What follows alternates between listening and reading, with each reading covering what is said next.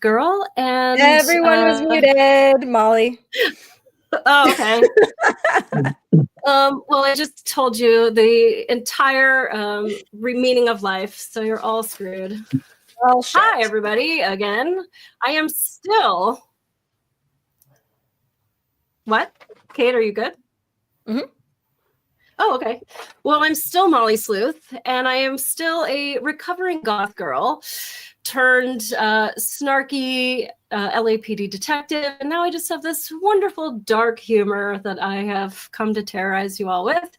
And I am joined by my baby sister, Kate. Introduce yourself. Well, hi, guys. I'm Kate. I am, I'm just a baby sister. And is this where you want me to kind of go into my stuff and kind of like what this sprung from? Yeah. Tell us about your show on Sundays that you've been doing. Oh, so my show on Sundays is actually a book club that, my whole show, what I've been doing for years is kind of about diving into spirituality in general, mostly just like a lot of weird stuff. But I'm interested in religion. I'm interested in spirituality. I've read the Bible, the Bhagavad Gita, the Mahabharata, the, Buddhist texts, the Egyptian Book of the Dead, the Tibetan Book of the Dead, like all that stuff. I'm just interested in it. So it's been kind of my journey of looking into that stuff. And now on Sunday nights, I do a show where I read books that are on that topic. And the one that we're doing right now is Journey of Souls by Michael Newton, which is about life between lives, not just past life regression, but actually finding out, between lives, what people say. Very exciting. Now let's pull on Danielle and tell us about your non-book club. Yeah, I have no book clubs. I'm Danielle Noire. Sorry, I haven't started talking today. Me. I'm Danielle Noire. I am former Southern California death rocker turned corporate goth in the Colorado Rockies now, and been friends with Molly for a couple decades. We met when we were newly born, and hanging out and sharing our success and failure stories to help you, and just talking about all things about life. I see Kate laughing, and I think I'm frozen. And Rod, introduce yourself. Hi, okay. I'm Rod. I'm a digital artist living in Texas. And just like Molly and Danielle, I also come from the punk death rock scene in California. So weird. Yeah, but enough about me. We're here to talk about everybody's favorite topic, death. Yes. Very uplifting for Christmas. Yes. So in the spirit of the holidays. Yeah. Ho, ho, ho.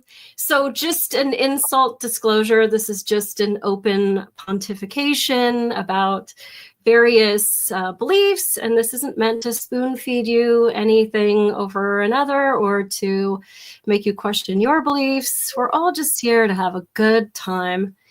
And you know who has a really good time, Rod? This is my burning question about heaven that maybe you could answer for me.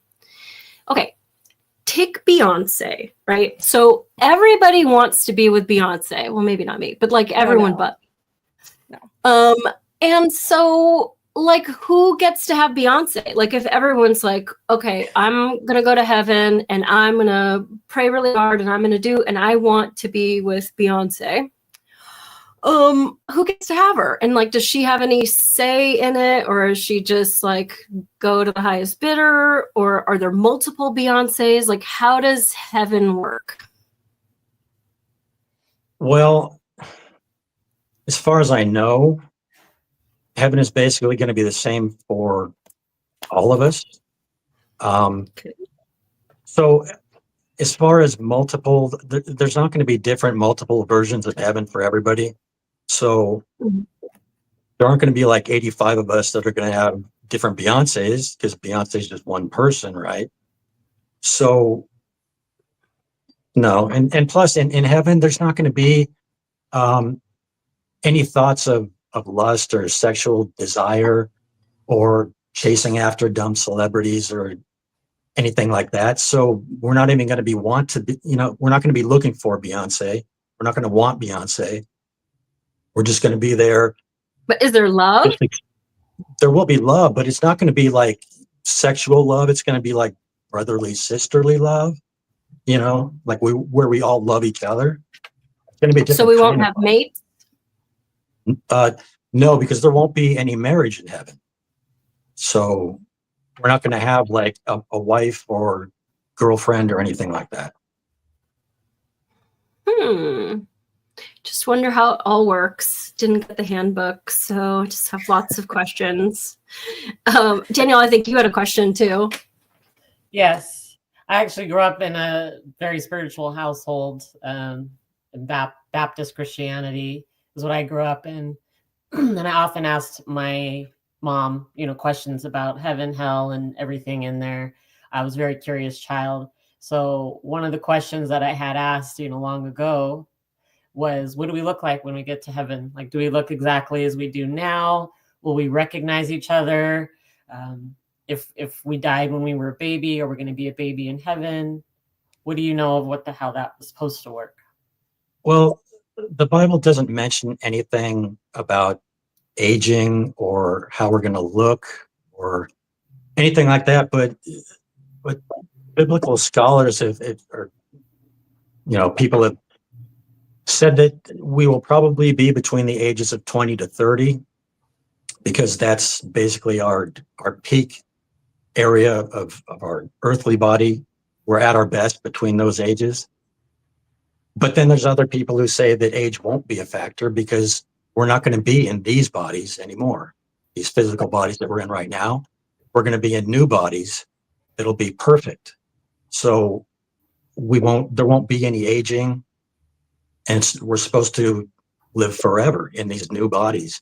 And as for babies, I think it's the same thing. I don't think they're going to be babies in heaven. I think they're going to be in that same age range, even though they never made it to that age on earth. I think we're just all going to be in that age range. Rose Thistle Art says, also due to angels always appearing around 30 years of flesh age. Interesting. Oh, interesting. Kate, how many times has Dad told you that he can't wait to see Mom in heaven because she's going to be wearing blue eyeshadow? False lashes. She'll be just as hot. Listen, let me tell you how hot your mother was. I mean, like, since I was a child, yeah. Yeah, pretty much. Isn't that weird though? Because then, so you have a baby that dies, and then you go up to heaven, and then you see this 30-year-old, and they're like, "Hey, I'm your kid," and you're like, "You are?"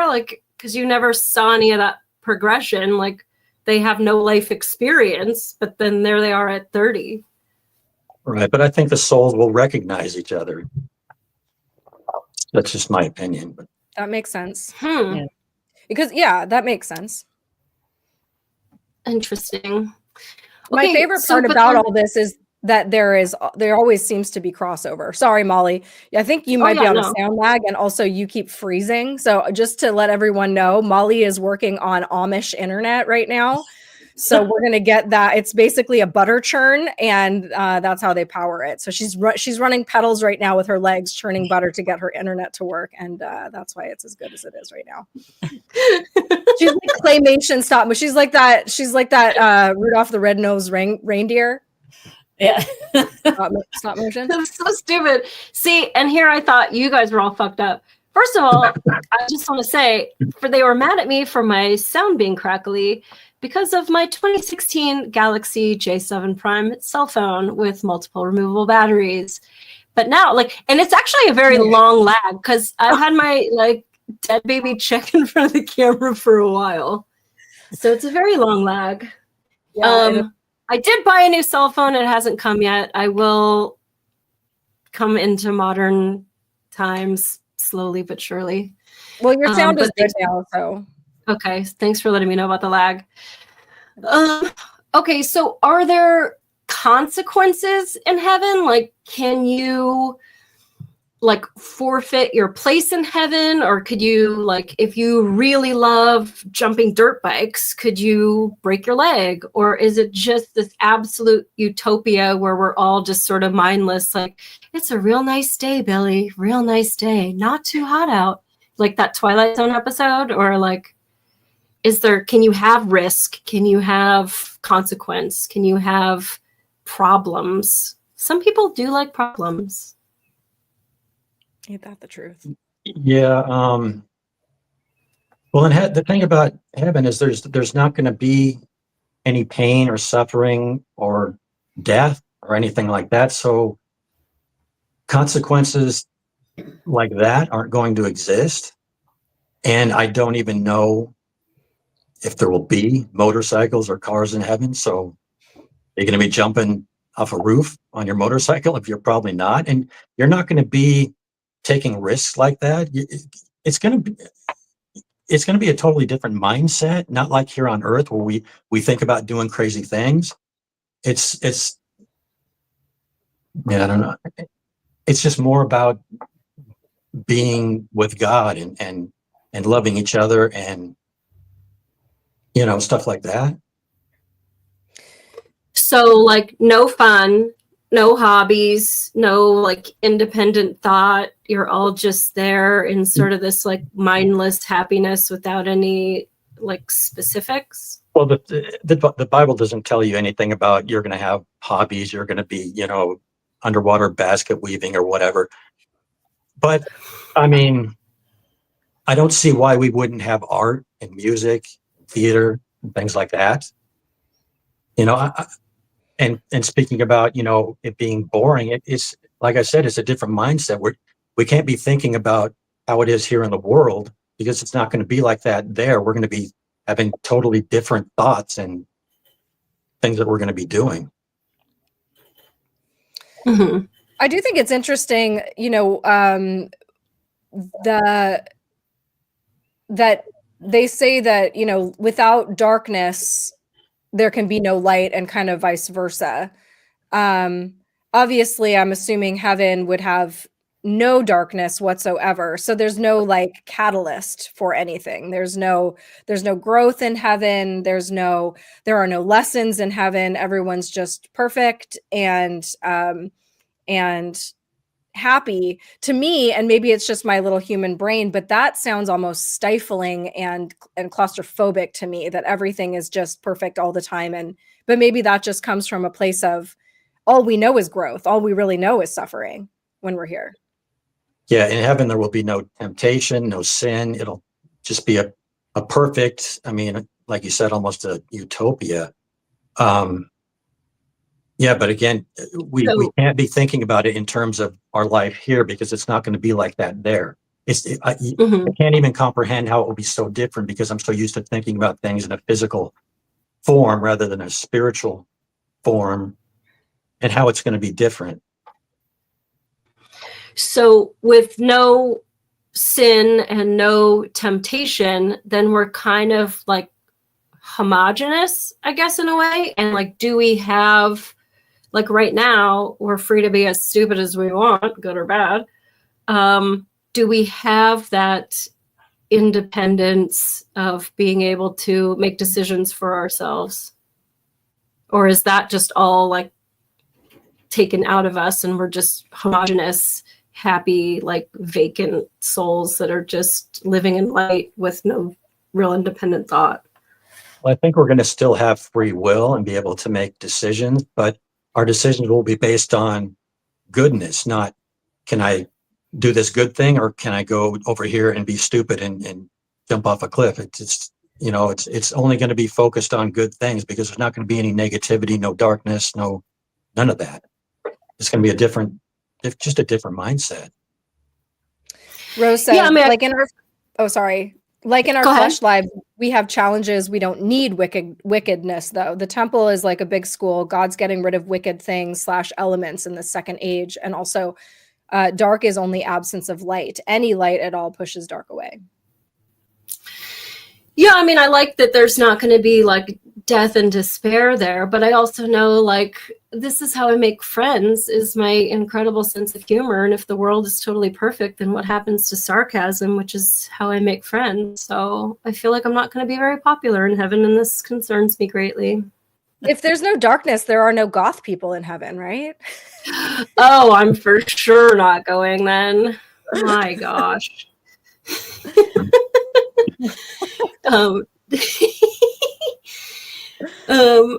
Danielle, did you have any other questions? Yeah, I really like the conversation because it's something to the point of what Rod said, is that none of us have been in heaven, so we can't comprehend what it's like. It's like when someone tells me the universe is infinite and then my mind explodes and I can't go to bed. Like, don't talk to me about that. It's too much. Yeah. It's like, yeah, you can't comprehend how it's going to be like, but I get the concept of you won't have any of the thoughts or upset or desires or anxieties. You won't have any of it because it won't exist there. You'll just be at peace. But to your point, Molly, is like, will we have our individual personalities still? Will we be different? We'll know that each other is there, but what will be our purpose? It's more so what will be our purpose while we're there. But over to my question, talking about death and the afterlife, etc. Does the Bible say, Rod, anything about ghosts? Do ghosts exist? Do they live in purgatory? Are they here on earth? How does that work? Well, first of all, about purgatory, that's a Catholic thing. So I'm a Christian, so I can't really speak to that. But the Bible negates the idea of spirits of deceased humans staying on earth and haunting the living. Okay. Because once we die, we face judgment, and then the result of that judgment sends us either to heaven or hell, depending on whether you're a believer or a non-believer. Yeah. But there's no in-between space where the spirit of a dead person can hang around and haunt a living person. But having said that, the Bible does say that there are spirit beings who can appear and connect with us in our physical world. And it defines these beings as being either angels or demons. Okay. And I mean, I can attest to that myself because I've experienced both over the years. So I believe that spirits do exist, but not as the ghosts of dead humans. Mm. Yeah. Leyland asks, have any of the panelists had an out-of-body experience that you can recall? I have. Have any of you guys? I haven't. Yeah. No, but I was telling Kate this morning that my makeup mirror kept turning on all night last night. I don't know why. That's some high-level shit there, Molly. Kate, what was yours? Well, my out-of-body experience, I've had several. I've had several, mostly like while sleeping, kind of astral projecting, leaving my body, turning around, seeing myself laying in bed.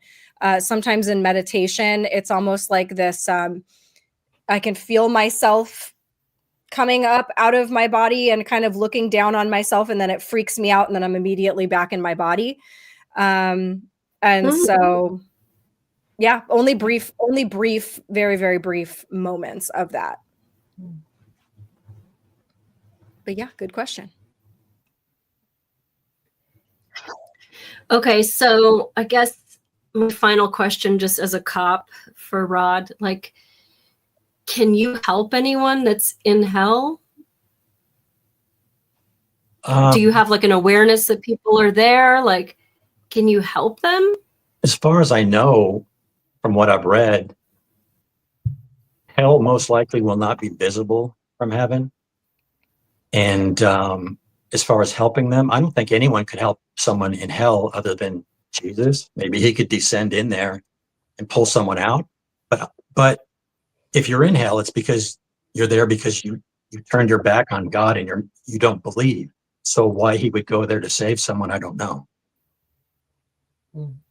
So in the end, it just comes down to. Well, but then there's also the thought, if we're. It's okay, Molly, keep going. But if we're all born with sin and you die as a baby before you have any cognitive ability to understand, confession or God or heaven or anything, did those babies go to hell because they were born with sin and they were never able to cleanse it? No, because Christ died on the cross for our sins. So if a baby dies or a little child dies before it gets old enough to be able to comprehend or understand the gospel and accept Jesus as Lord, I believe they're going to go to heaven just automatically because they were never given that option. Their soul is basically pure, and they're just going to get an automatic pass. What happens if you're like, you live in a forest in, some remote area where your tribe is completely isolated? You've never heard of the Bible. You've never had contact with the outside world other than this tribe that you live in. Like, what about those souls? Yeah, Straight to jail. I read a little bit about that, and it said that it's basically the same thing. It's like you're given a soul and you're given the option to accept or reject. And even regardless, if you're living in some remote area and you've never heard of it, it's kind of still on you that you should have sought it out and looked for it. So, I mean, it's just my opinion based on what I read that they would not go to heaven because they did not accept. The path to heaven is through Jesus. That's what the Bible says. So if you have not accepted him, then I guess you're not going to go. I won't pack my bag then. But then, right. But then God decided to make you be born in the forest, Kate. So I guess he doesn't like you very much. I don't know.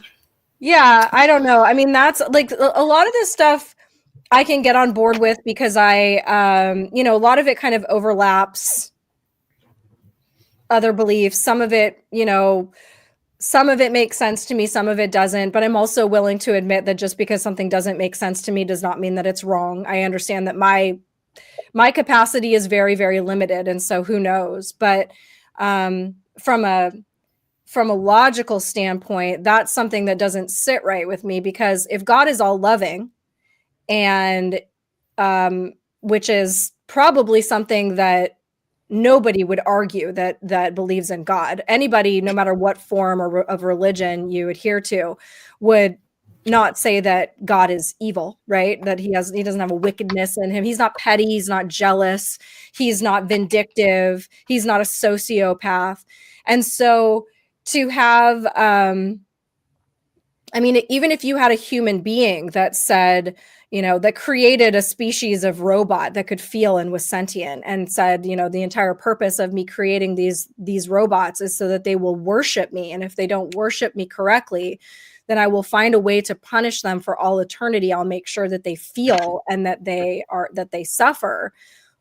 That we would call that human being a psychopath, so that doesn't, but I mean, like, I'm just being honest, like that. So that doesn't sound right to me. I don't believe that God is like that. I think God is all loving. So I think that there could be a lot of truth to this, but I don't think that anybody gets one shot and then you're screwed. And I could be wrong, in which case, see you later. The flames come up. And I guess that's the risk you take, but I would not be being honest with myself. Like, if God created me, then I got to believe there's a reason he gave me intuition. There's a reason that we all grapple with this, right? If I were just to blindly believe, am I what's the word I'm looking for? Am I negating some of the gifts that God gave me? I mean, if God gave me reasoning and, the ability to understand language and the ability to compare and all of that, does he not want me to use them? So I don't know. Yeah, I really understand what you're talking about, Kate, because even long before I was a cop, I was always a very curious and objective fact gatherer with a million questions about how everything works. And it's like, that's sort of unfair if they the hierarchy of how we get rewarded is to just blindly believe and have a feeling and don't ask questions and step back in line and just be dutiful. So, Kate, I had a question. So, first of all, I've been watching Journey of Souls on your show on Sundays, and it's so awesome. So, for anybody on YouTube, Kate hosts a Rumble live stream on Sundays right now with the book club Journey of Souls. So, make sure you check it out. And so, okay, before the book, is it one like past life regressionist? Is that what you would call it? Talking about multiple patients, or are these multiple past life people compiling patients? No, this is written by one doctor who is, who has years of case studies, and he started to put these things together. He realized once somebody kind of went into that life between lives that he had other patients kind of saying the same things, and then he didn't really pay a whole lot of attention to that until he did, and then he started to actually actively try to get people to go in between lives and give information from there.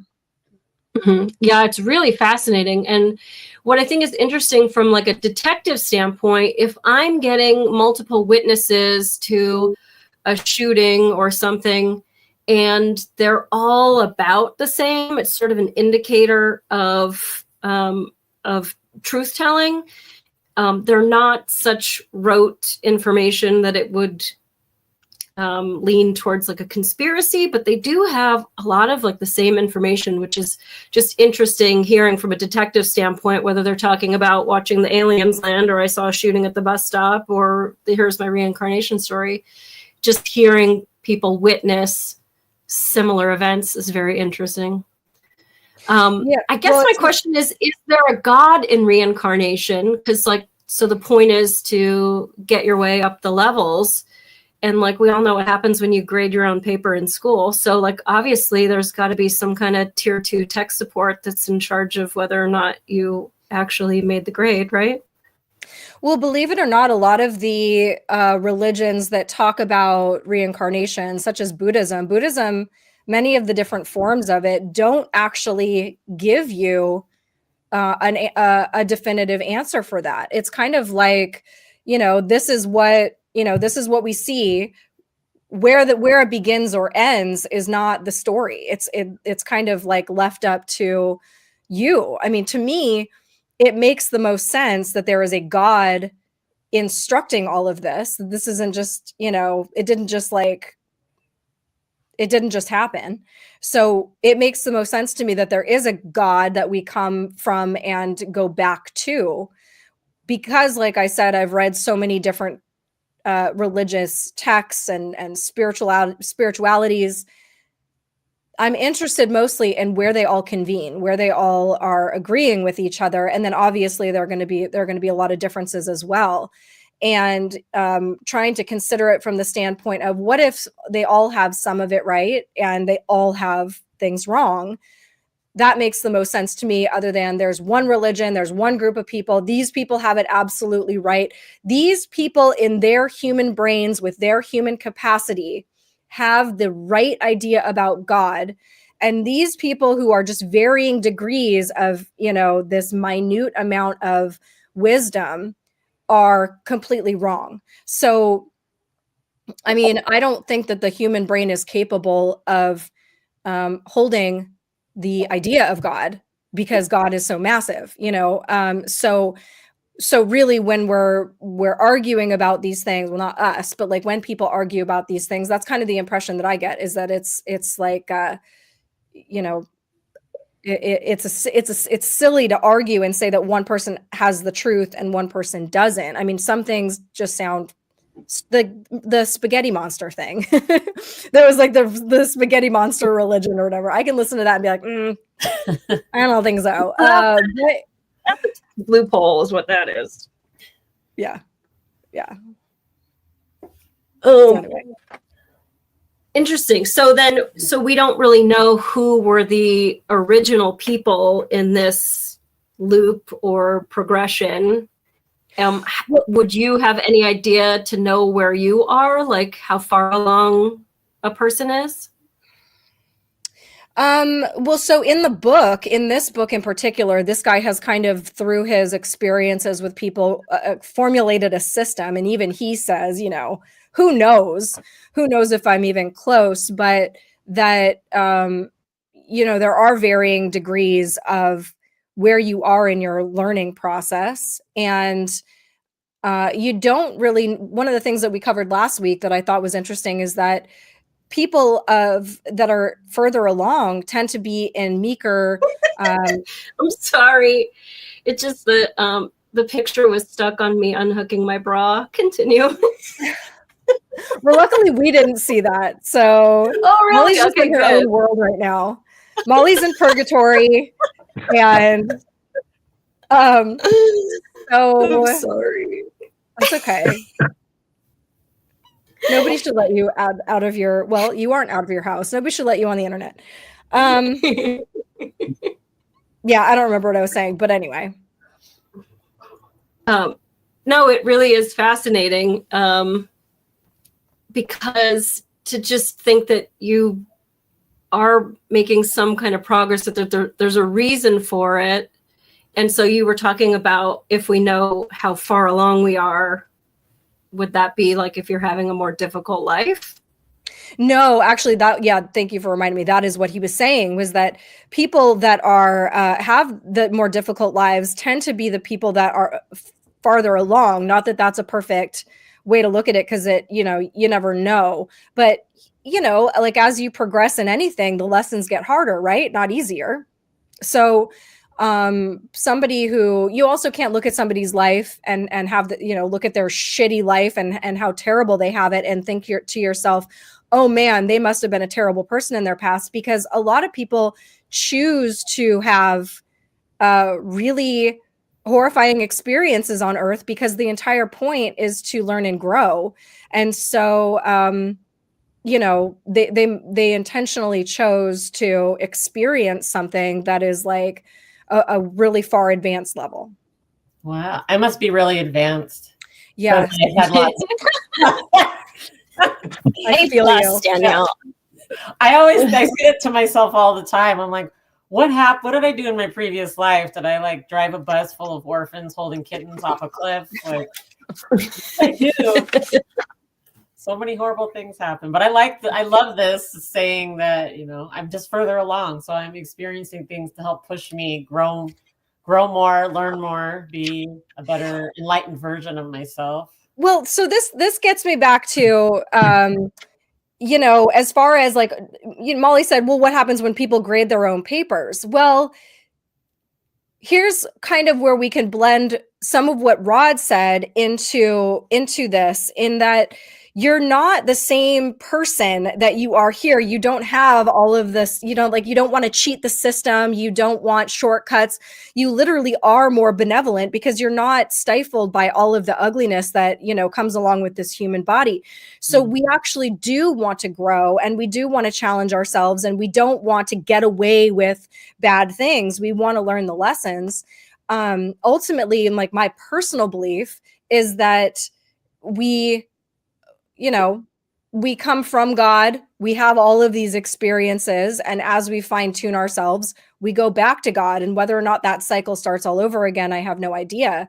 But it's not like we're being punished. Like as a mother, when I teach my son something, when I watch my son being a good human being out there in the world, making the right choices, I am so much more pleased when he's making them from a point of wanting to do the right thing rather than, oh, I'm just afraid I'm going to get in trouble. I'm not going to do this bad thing just because I don't want to get in trouble for it.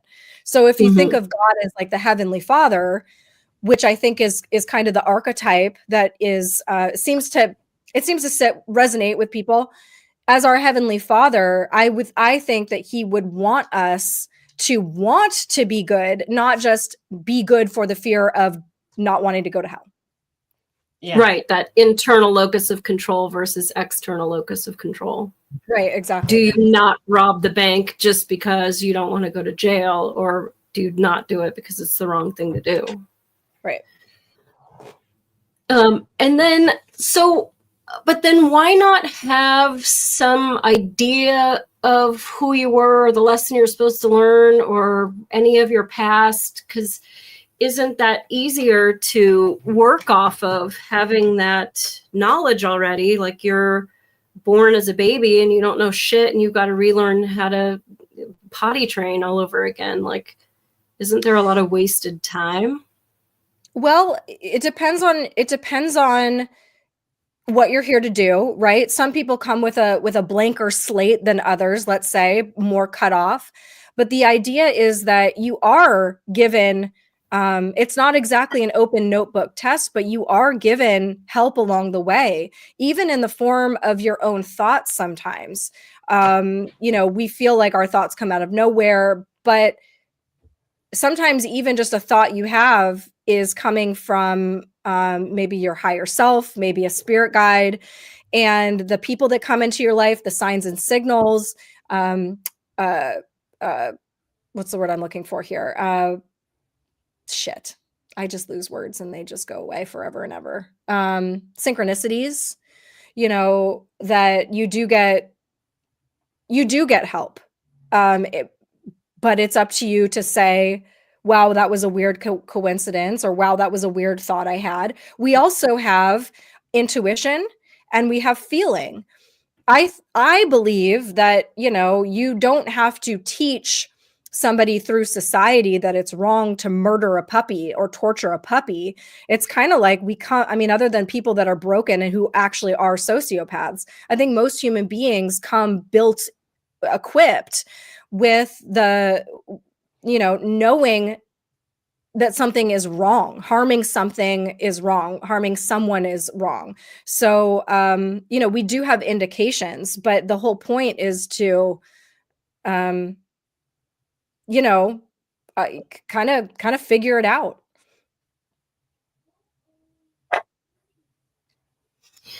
Yeah, it's like there are people with frontal lobe issues that don't have that sense of right or wrong. And they have less of a sense of right or wrong than a dog that knows that it shouldn't have shit on the floor or gotten into the trash. So then there's the question of hierarchy of like, well, the dog might not know what heaven is, but the dog knows right from wrong and this human doesn't. So it makes me wonder, like, are we all equal, and can animals then go to heaven? Well, so I don't know about animals. There are different schools of thought, but that's the thing that's why reincarnation actually does make the most sense to me, is that you don't just get one opportunity. You're going to live a bunch of different scenarios. And in the end, maybe it's not all equal, in the sense that some people's path, depending on the choices they make, are going to be a lot freaking harder. If you don't do your homework, if you don't pay attention in class, if you're probably going to have to go to summer school, or maybe you're going to take an extra year to graduate. Yeah. Something along those lines. It's not like we don't all have the same experience, because we do have free will and we have the ability to make choices. So we can make the path for ourselves a lot harder or a lot easier depending on the choices that we make. And sometimes, we might end up in a body, in a situation where it just seems so unfair. But like I was saying before, who knows what goes into the decision to come into a body or a life like that. Maybe you are trying to challenge yourself more. Maybe you're trying to give yourself an experience to take with you into the next life. Maybe the point of it is partially to help the people around you. Like, let's say you're born into a body that's severely disabled, or a brain that is severely disabled. You are also having an effect on your parents, your siblings, the people that come into contact with you, giving them the opportunity to learn lessons that they wouldn't have otherwise. Mm-hmm. Yeah. Yeah, it is interesting to think about. I just would like to know what happened before, because I'm an expediter. And if my job here on this planet is just to be potty trained, like, I'm almost there. So any day now. Yeah. I mean, like, I think we can all look at our challenges. It's really hard from our one person perspective to look at ourselves and say, This is what I'm here to work on, and this is what I need to get better at. We're a lot better at looking at other people, right? And saying, this is probably what you should be working on. Like you need to work on, not being so arrogant, or you need to work on not being, such a pushover, or you need to work on whatever it is. Really, what I think it comes back to is fear. I think we're here to get over fear, and however your fear is manifesting is what you should look at. Like everything, all of our foibles basically come from fear. It's a way that we're protecting ourselves. Even arrogance, even being a people pleaser, even being whatever it is. Like it all comes down to fear. So looking at your life and looking at the challenges that you have in your life, like, oh man, I keep finding abusive relationships. Well, that might be an indication of exactly what you need to work on. Not that the answer is going to be so easy, or that the process will be easy, but Yeah, I think that's very interesting. I just listened to a podcast this morning talking about this concept of we are what we attract. I know this is like going way off topic here, but some people get frustrated with that. They keep attracting, toxic or abusive people, and they think, well, I'm not toxic and abusive. I don't like to think that. And the podcaster was saying, kind of turning that around, not necessarily what you are, what you attract, but what do you continue to like cultivate and grow? And, it's having those decisions around who do I want in my life? So, different people are going to come in your life throughout your life, and engaging with those individuals and determining, is this a good person? Is this person helping me grow? Are they good for my life and good for my peace? Versus when you're a people pleaser, trying to help so many people, but they in turn, can have very negative impact on your life through you trying to help them, and determining when it's time to let those people go, and etc. So big concepts.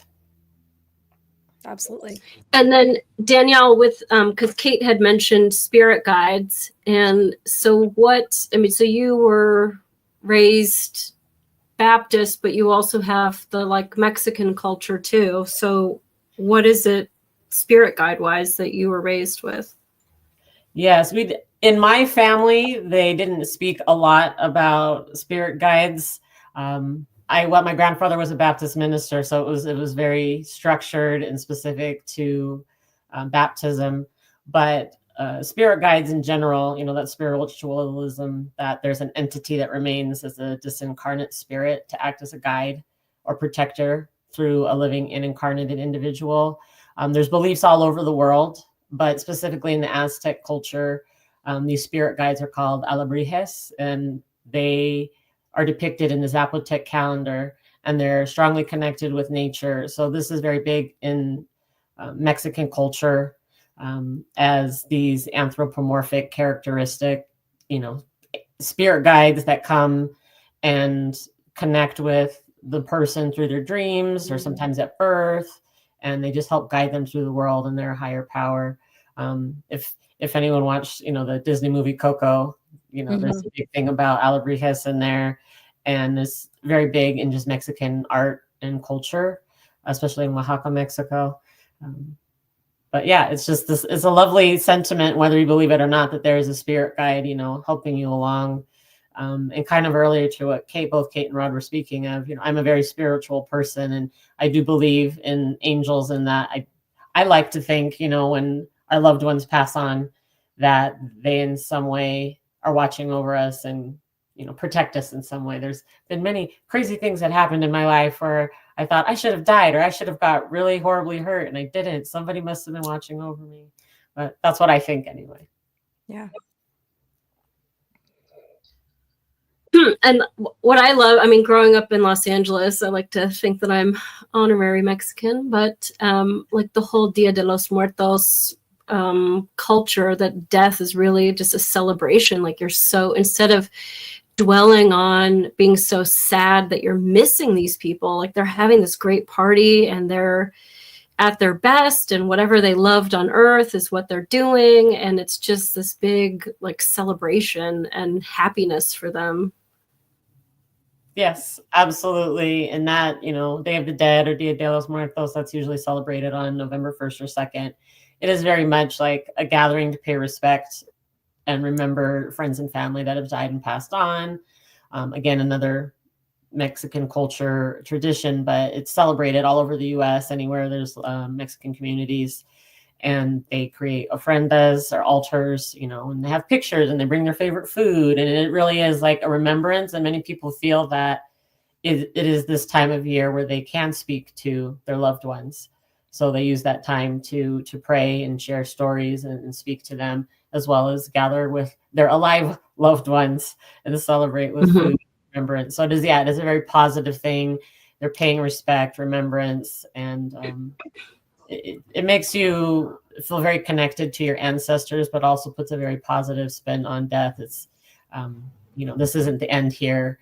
We go on and we can still connect with people here on Earth and speak to those that have passed on.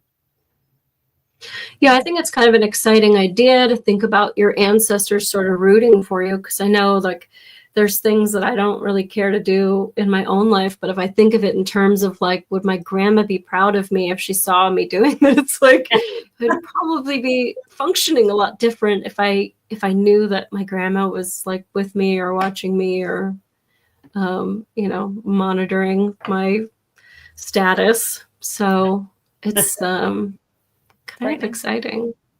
Yeah, well, frightening. But it would depend on who's watching you. As long as it's somebody who's rooting for you. Well, doesn't Mom say that she promises that when she watches us that she'll like turn her head when we're like doing stuff or something? Oh yeah. That's big you, Mom. Thanks. Yeah, thanks. Hey, Mom, I'm about to pick my nose. Could you leave the room, please? Thanks. Yes. And well, so I wanted to go back to reincarnation for a second because there of this idea of morphic resonance, which is so exciting because to me, like, I love the science perspective of everything, and tangible evidence that we have like here and now is very exciting. Although it's cool that books were written thousands of years ago. Like I like to look at studies that are happening like right now. And so this idea of morphic resonance, well, it came about, there was this Cambridge biologist, Rupert Sheldrake. And so basically what he said is that similar structures, like, so if your brain is similar to another brain, like humans are similar to other humans and lizards are similar to other lizards and termites are similar to termites, that we share sort of a collective consciousness. And so it kind of answers the question of like, why in reincarnation does everybody think that they were Cleopatra? And so basically, if you think about your memory, instead of being like a physical blob inside your skull that contains all of your memories and thoughts and feelings and emotions and reactions and everything, and you think of it more as like uploading it to a shared cloud server, like a Google Doc, that we're all sort of, all humans of that species, whoever has that structure, shares that consciousness, which sort of makes sense because if you think about things like wolves that are hunting down an animal, they have this coordinated effort that isn't something that you could really teach without communication, and it happens so quickly, and it's not all of the wolf's job to attack the animal. Like sometimes they flank it and send it into like a known dead end, and like there's so much coordinated shit that happens that it's not really possible for them to be coordinating as separate brains, but as like a hive mind or like a teamwork. And so they've done all these studies. And I think one thing that's interesting to me is like twin studies, right? So your brain is basically as close as you could get to another person on this planet. And twins that have been separated at birth, and then they meet each other at 40 and they're like, wait, you painted your house periwinkle too? And you named your children, Amber, Bicycle, and clitoris? Like, that's so weird. I did too. And like, they just have these shared ideas. Like they both are into the same obscure things. And like, how does that happen if they were raised totally separately from one another. And even like he gets into like monarch migration, because it takes like 3 or 4 separate generations for this migration to go all the way here and all the way back. So that means that anybody that started this migration has no idea where the first place that they're going to stop is, or that they're going to return, but yet somehow generation after generation, they are able to explain this information back to the other monarchs that are like, okay, I got the plan. I know what my part is. And so it's all basically this morphic resonance, this shared consciousness. And that's sort of interesting to me when it comes to reincarnation. I feel like they're quite complementary together. I don't know. And they've even done studies with like rats in a maze. If I'm on one part of the planet and you're on another, and I send my rats through the maze and my rats learn the maze, that subsequent rats elsewhere on this planet that have never met those rats or seen that maze go faster. And so they were trying to do a study. He was actually trying to get the New York Times, their dicks, big surprise. There's a game called Wordle, or even just crossword puzzles or whatever. And people who do the puzzle in the morning, it's harder and it takes longer than people who do it later in the day, when the collective consciousness of mankind is more people have done this puzzle. And so he really wanted to quantify that, but the LA Times or the New York Times wouldn't hand over their data. So, but it's just something that is super interesting to me, because thinking about reincarnation, and that would explain why everybody thinks they're Cleopatra, because she would probably be in everybody's consciousness more than like the average farmer. Yeah, well, I mean, like when we're here and we're operating from an ego, which is our standpoint, it's our inner voice, it's who we are, right? When we're here, we are the main character, and it's all about the individual experience. But a lot of these spiritual books and channelings and life between live regressions will talk about how, you know, each individual soul then belongs to a soul group, and then those soul groups are connected. And basically the way that I look at it, the way that I think of it, is that like we're all fingertips, like God is the hand, we're all part of God, and we're all separate fingertips having different experiences. But as you get further up the food chain of the soul experience, it does become more connected, more unified, and it eventually leads back to God. So we are here having this individual experience, but we also seem to be able to sometimes connect into these other lives or into other people's experiences. I am one of those people that had a past life regression where I saw very, very clearly the lifetime of Louis XIV. I had never, ever researched him. I knew nothing about him. And I saw all this stuff. It was a very vivid past life regression. And I came out and I immediately started researching him, because I was like, I knew what I saw. First of all, I had no idea that he built the Louvre, and or not the Louvre, the Versailles, the Louvre. He built Versailles, and I had no idea that. You can tell me, but Chick-fil-A, I wouldn't know. Yeah, he built Chick-fil-A. Well, so I see when I was seeing it, I'm literally seeing Versailles in construction. I'm seeing him sitting at a table at a young child and finding out that he was king. I had no idea when he became king. I saw this sapphire ring that he was wearing. I saw it like very, very clearly. And not only was I able to find the exact sapphire on a picture for a museum as belonging to him, but he was also, that was an important pivotal part of his life. He was kind of the person who introduced the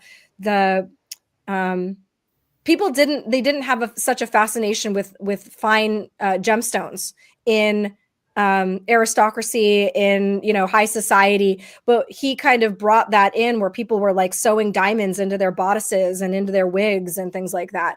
I saw his relationship with his mother was very close, and you can actually find information about that, about how he was had a very close relationship with his mother, which was unusual for the time. So all of these different details, I do not believe in any way, shape, or form that I was Louis XIV, because there are absolutely no parallels between his life and mine, or his personality and mine. He was very ambitious. I'm just about the opposite. But you know, for some reason, I was able to see all of this under hypnosis. And so that's interesting. Wow. And so are you seeing it like a movie, or like as an auxiliary character in his life? So that's a really good question, because my friend was actually saying that to me the other day, because she was trying to do past life regression. And you know, when you have the expectations that you're going to be like, you know, it's going to be like a ride at Disneyland where, you know, you're going through the experiences. Everyone experiences it differently. And also the same person can have different experiences in different hypnotherapy sessions. So sometimes I have had it be very vivid, where it's like, I'm there. I can smell the grass. I can feel the wind on my face. I hear all the sounds and, you know, everything. I feel the feelings. Sometimes it's more like just these vague notions. And sometimes you feel a little bit gypped when you have an experience like that. And you're like, well, I felt like I was making it up as I was going or whatever. But sometimes those experiences tend to be the most profound later on. And they bring you a lot of, and you're like, oh, okay, maybe there was something to that. So it just kind of depends, right? You can have really deep hypnosis. You can have lighter states of hypnosis, and you're going to have, you know, some people have a very strong mind-body connection. Those people are typically going to have a little bit easier time feeling it as if it's an experience. People that don't might see it like watching a movie, you know, but it can always be different. Interesting. And yeah, Kate, we talked about doing a hypnosis episode towards like the end-ish of January, once everybody's New Year's resolutions take shit. So that we could talk about how hypnosis January can really help. Because I mean, Yeah.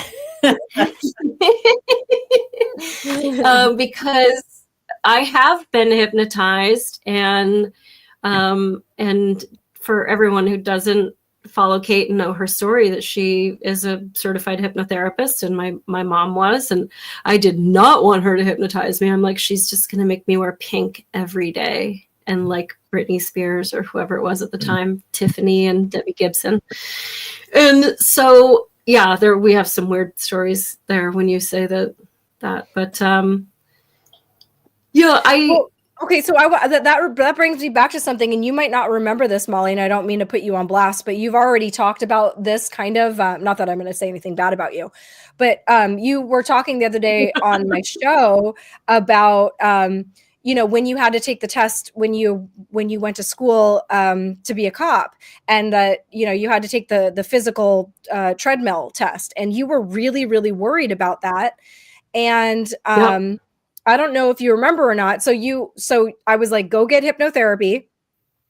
You basically went to a hypnotherapist, and you wanted to basically channel FloJo. You're like, I want FloJo to take over my body and run for me. You were so worried about it. You were so nervous. And I remember you called me after your session with the hypnotherapist, and you called me crying because you were like, it didn't work. I don't feel any different. But it's not. Usually when you go to a hypnotherapist for stuff like that, they implant a trigger in you. If you were to walk around feeling like FloJo, that's a problem. You're not going to sleep. If you're walking around that heightened state of energy, running everywhere. Yeah. That's exactly right. It's like the movie Office Space. That doesn't happen. So many people think like, okay, I'm going to go into hypnosis. My hypnotherapist is going to have a stroke while they're, you know, and I'm going to be just like in vacation mode for the rest of my life. It doesn't work like that. We have to be able to go in and out of it. But that hypnotherapist gave you a trigger, which was while you're on the treadmill for it to kick in. And I think you had a good experience with that. Yeah, they finally let me squeeze through. What can I say? But yeah, I did go to a hypnotherapist. We'll talk about it when we do our hypnotherapy show, because I went to her several times for several different things, and it was such a game changer. And I'm not one of those people who really believes in that like woo woo kind of stuff. But like at that point of desperation, like I'll rub a dead chicken on me or go on the marshmallow diet or whatever the fuck you tell me to do, I'll do it because I just needed that end result. So I think that's super exciting. Well, Danielle, I know that you had put on the show notes Deja Vu. I want to hear about it. Yes, you all already pretty much talked about it in terms of what I looked up on it. So we all know deja vu, the phenomenon of feeling as though one has lived through the present situation before, like this has already happened. What's going on? I had heard a long time ago, I don't know where, some woman walking down the street told me when you experience deja vu, it means you're exactly on the path you're supposed to be on in the life you're in. So like it's a good thing. Interesting. Like, you're right where you're supposed to be. Keep going, you're on the right path. I always like that. I thought it was positive and fun. I like positive, fun things. So I believe it. So not so much a reincarnation thing, but just like a little affirmation, like an attaboy. Yes, exactly. And so when I was looking up deja vu in regards to the topic of the show, you all already hit on this. The main thing was this collective unconscious. So the collective unconscious, this is this controversial theory created by Carl Jung, and it is used to explain the phenomenon of deja vu.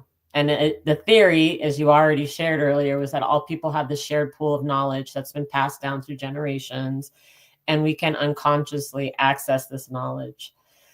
So some of what he said about those pieces of knowledge were from certain archetypes like mother, father, hero, or certain basic situations, emotions, or patterns. And so if we can access the knowledge, deja vu could potentially be an effect of recognizing one's collectively stored patterns. And so it speaks to the thing about the wolves and all the other stuff.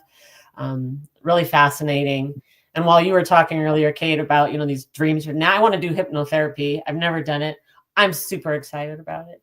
But I will say I've had many dreams. I have very vivid dreams. I remember them as soon as I wake up, and they're so real that I have to sometimes sit in it for a moment to realize that it didn't actually happen.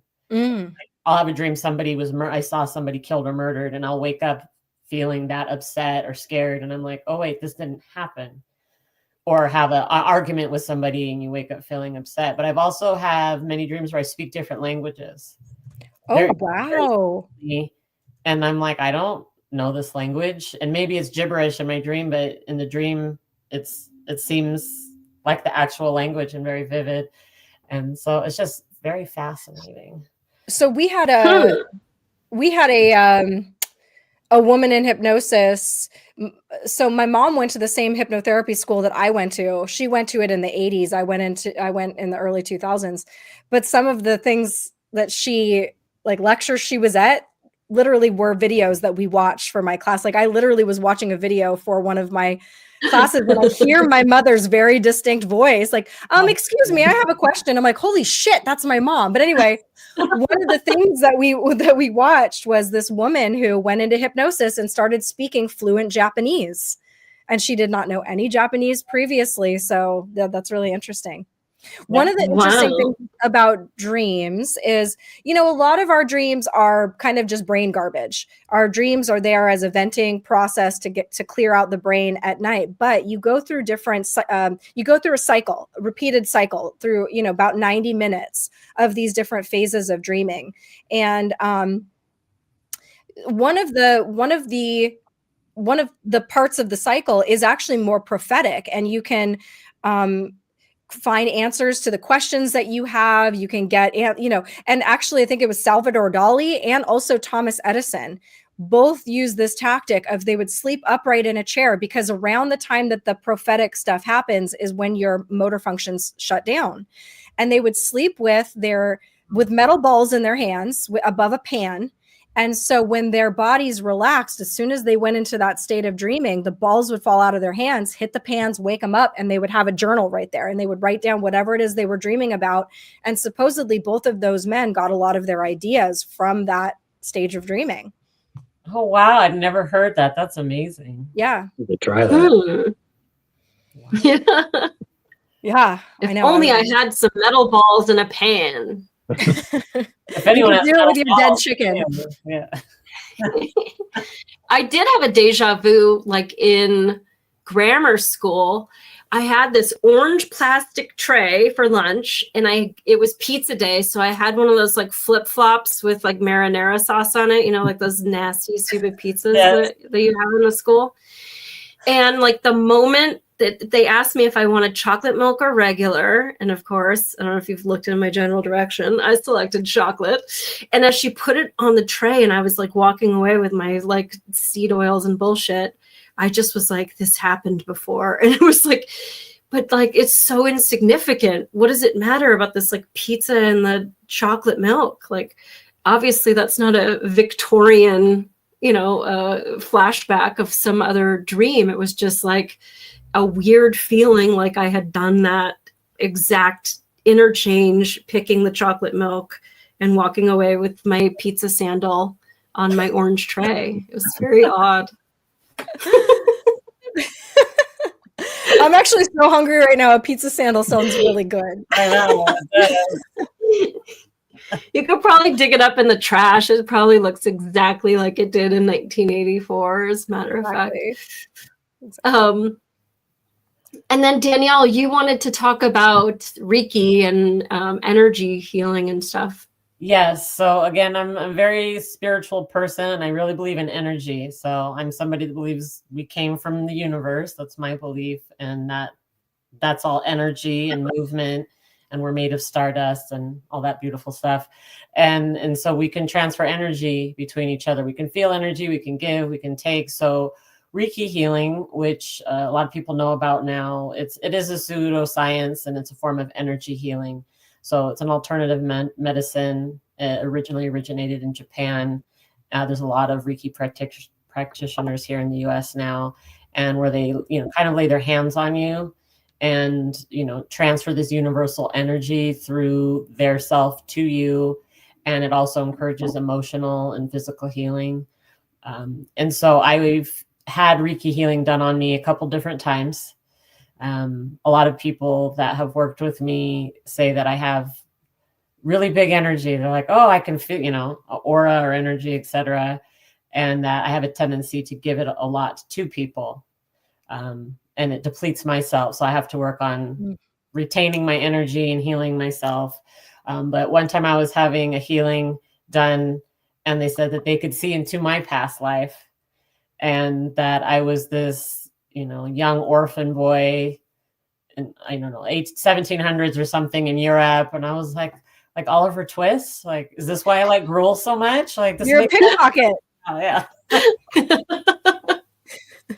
But it was very interesting how that healer went into a past life or saw some different energy into me. On a similar note, I know we talked about this way at the start, but ghosts. I've always wanted to believe in ghosts. I think it's very fascinating. And, I do believe in this angels and energy. So I've never physically seen a ghost or an apparition or an angel, but I have felt energies.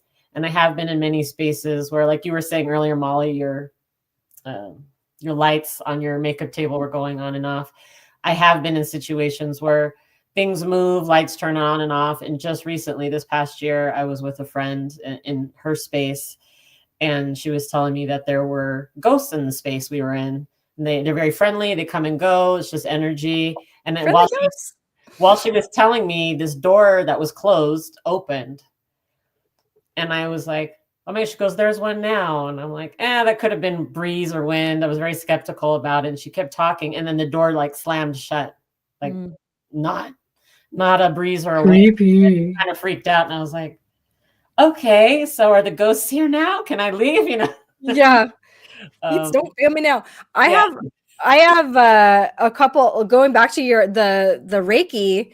I have a couple stories. I don't want to like commandeer the Something conversation. just banged inside my closet. Fuck all of you. It was your butter churn. And I haven't opened that closet. I have a chair in front of it. So like nothing has opened that closet for weeks and something just fell inside of it. Leyland, is Molly being haunted right now? Can you please let me know? Okay, and don't let me know, Leyland. Thanks. Yeah. Two things. One is that one of the past lives that I saw was I was a 9-foot tall man named Mbaktu, and I was doing energy healing on people, but I could actually see this blue light. I had this long staff that was an ankh, and it was actually at the pyramids of Giza, but it was so ancient that it was a forest. It was like a rainforest. It was not a desert, which is weird because later on after that, I had never heard that theory before, but after that I had heard, that is a theory that's out there, I guess. Anyway, and I was taking this energy from the earth through my staff, and I would lay people on these slabs, and I would use my hands to put the energy over their bodies to heal them. So that was one of the lives that I saw, which I thought was interesting. But when I was going through hypnotherapy school, I met this woman who was in my class, and she did something that was called Jo Ray, which is like Reiki. It's kind of along the same thing.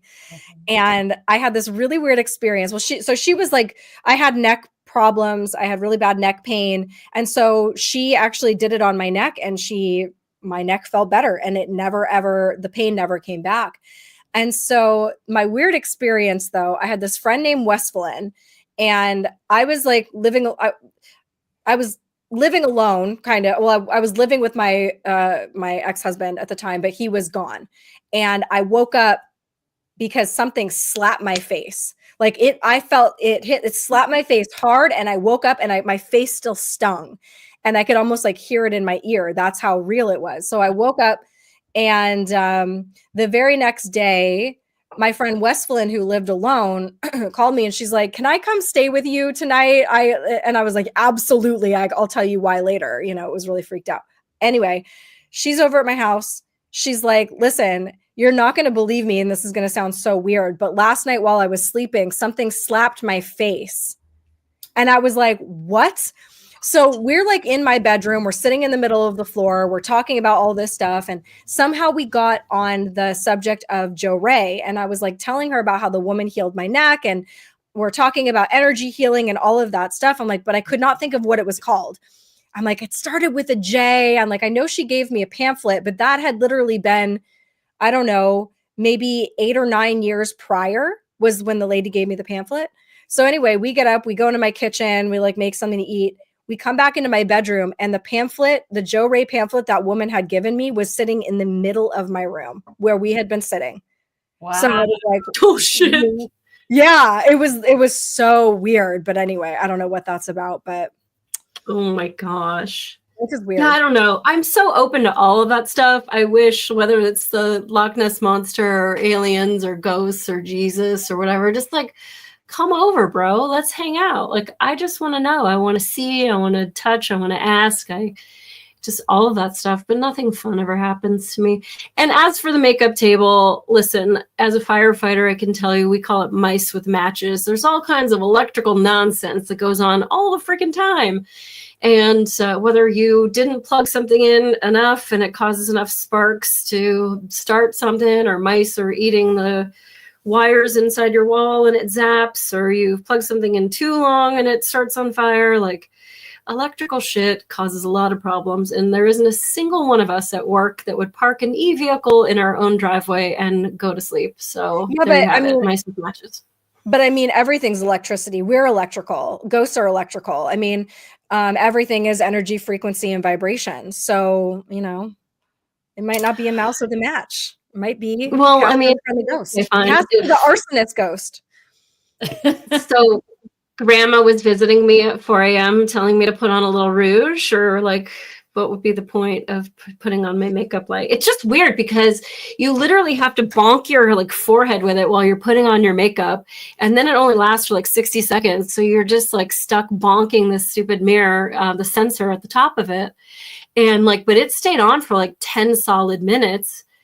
And so, which means that the sensor is still sensing movement, but there wasn't anything moving. No cars were coming or going, and all the lights were totally out in my bedroom. And it wasn't the only time that it went off overnight. And it hasn't. Now, listen, I took my friend Kim out for dinner yesterday, and they asked what I wanted to drink. And I said coffee. And this was like at 9 o'clock at night.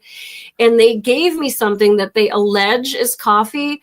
But what I can tell you is there probably was a pot of coffee that was made at some point yesterday, and it just concentrated down to like one little like meth crystal of coffee that I ingested. And so I didn't, let's say that I wasn't exactly very sleepy. In fact, Danielle, I think I was talking at you like at 1 o'clock this morning, and you're like, aren't you tired? Like, no, actually, I've got lots of ideas. So yeah, I don't know. But that's well, I mean, does anyone else?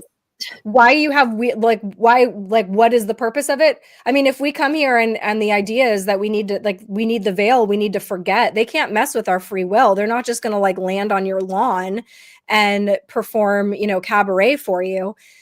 There are laws. There's rhyme and reason. They can't mess with you without your consent to some degree. Now, some of these people that have like really massive experiences might be doing something where they're consenting. And I mean, we come in contact with dark stuff all the time, even just engaging in popular culture, watching certain TV shows, listening to certain music. Like we can open ourselves up to stuff where we're consenting to having dark energy around us. Mm-hmm. So I think it's important to understand that. But for the most part, yeah, they are kind of lame. And you think to yourself, like, why aren't they giving me profound messages? Why can't, if this stuff is possible, why doesn't my grandma in front of me and be like, listen, you got to work on this and don't trust this person and whatever, the waiter spit in your food, don't eat it.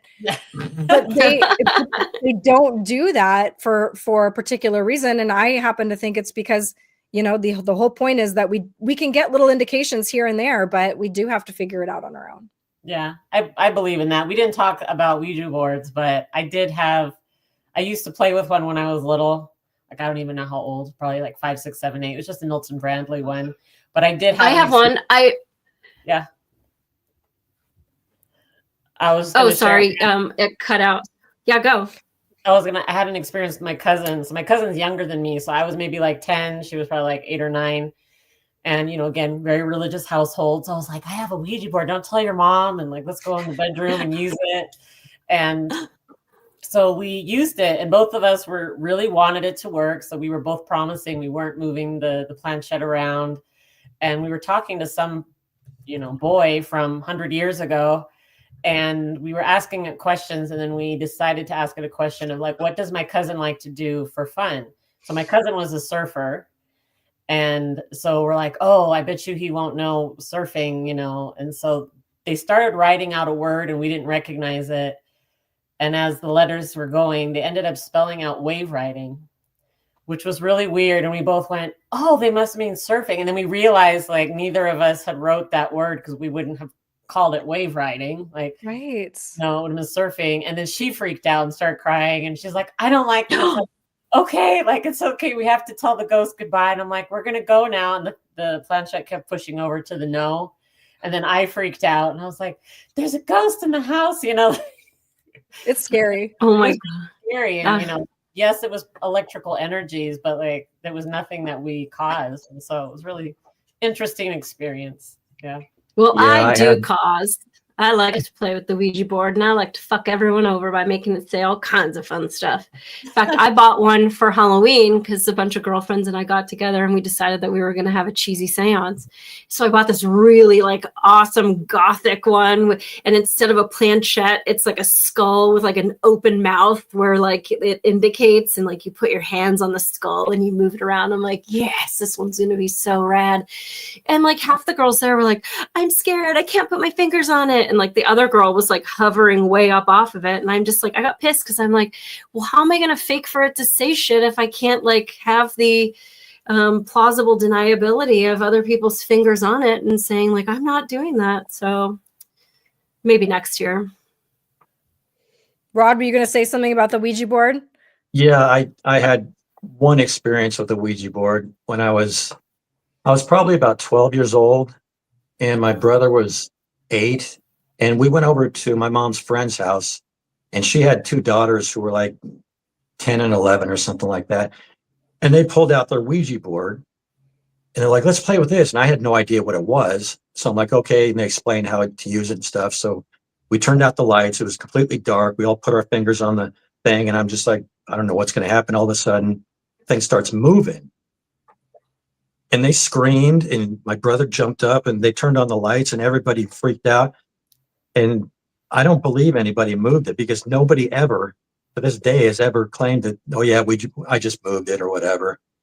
But the thing is, we never closed out that session either. So I don't know. Closed out your tab? I know. I don't know if that thing is still hanging around me. Yeah, think about how screwed up that is, that this is what we were marketing to children, putting in children's bedrooms, like this freaking, I mean, I had a friend whose brother who was so terrifying. She had this older brother. We were all fucking afraid of him. He made his own Ouija board. He like burned it into wood. But wow. you know, like the fact that you could go to, you know, Toys R Us and buy this divination tool that basically is nothing but trouble. Angels aren't coming through that thing. It's all the riffraff of the spiritual universe is like, oh, I want to get into children's bedrooms and freak them out. Right. So gross. I have a Donald Trump magic 8-ball that I like to terrorize everyone at work with. It's good. That's He good. gives solid advice. He does, because everything's like, this has been the worst trade deal in the history of trade deals. Exactly. That's always good advice. Yep. Okay. Any questions from the peanut gallery? Any other tidbits before we wrap up? This was really awesome. You mentioned back to the morphic resonance for just a second.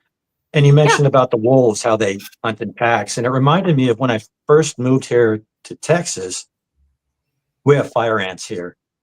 And I had a big mound of them in the backyard. So I went out there to pour some poison on the mound to try and get rid of them. And stupid me, I went out there wearing flip-flops. And I was there pouring the poison on. And then all of a sudden, I felt this stinging pain on my feet. And I looked down, and my feet were just covered with these ants. Like almost up to my knees, and they bit me like I don't know how many times, and it was super painful and itched for like a week, and I couldn't sleep. It was horrible. But after that, I started looking up fire ants. I wanted to find out more about them, and I found out that they work in packs, and they don't just get on you and one bites you and then another one and they just bite you and bite. They like coordinate it. And you could have a whole bunch on one foot and a whole bunch on the other foot, and they wait until they're all into position, and then they bite you all at once. So is that morphic resonance? Is that some kind of telepathy they have? Yeah, so that would be, because one, it's so coordinated. It would be too coordinated for gestures to be able to communicate, or maybe there's some unheard sound, but then like that's a very complicated idea. Hey, I'm going to need 100 of you to come this way and get on top of the flip-flops and wait for my thing and bite. They thought with the wolves that it could be like pheromones, but I mean, it's happening so fast, and wind is shifting and everyone's running. Like, it really is improbable. And so I don't know, morphic resonance, like, to me, is just a very like fascinating little side quest of this whole show. So look into it. It's very interesting. All right. Well, this was super awesome. I apologize for my shitty reception. I did go online and I purchased a cell phone to get me back up to somewhat modern standards. Nice. I don't know if I'm going to have a little ceremony for my 2016 Galaxy J7 Prime. I have like 4 of them, and they all live in a little graveyard in a drawer in a little Faraday bag, so that when the zombie apocalypse hits, I will still be playing Words with Friends by myself. But but at any rate, we will be updating the tech. I'll figure it out, I guess, if this is going to go someplace. But we are going to be on Kate's channel now, Friday nights. So that's 5 p.m. Pacific and 8 p.m. Eastern live. So you can head over and get in the chat, or you can watch it afterwards when you get a chance, because they'll be archived there. And so that's the Kate Awakening on Rumble. And then I still have my Molly Sleuth on Rumble and on YouTube. And I might be putting some other like just shorter stuff, ridiculous stuff. So I don't know, if you have a high tolerance for idiocy, you can head over there too. But Kate's on Friday nights. And then next week, Randy and I are going to be wrapping up the death discussion. Randy is my bestie from LAPD.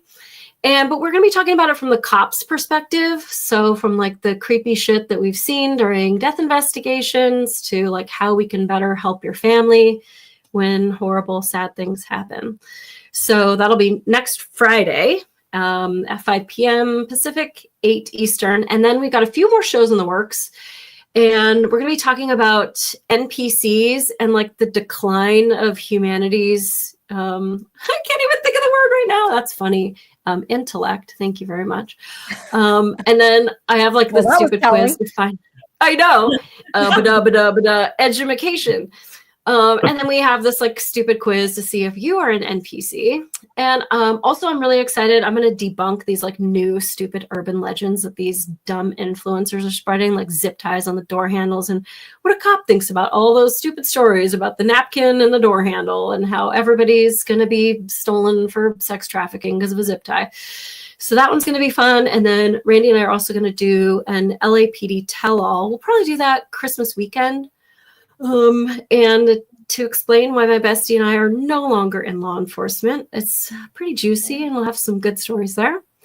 So pop in Friday nights on the Kate Awakening on Rumble and ask your burning questions. And as always, thanks for giving a crap. All right, guys. Well, thank you.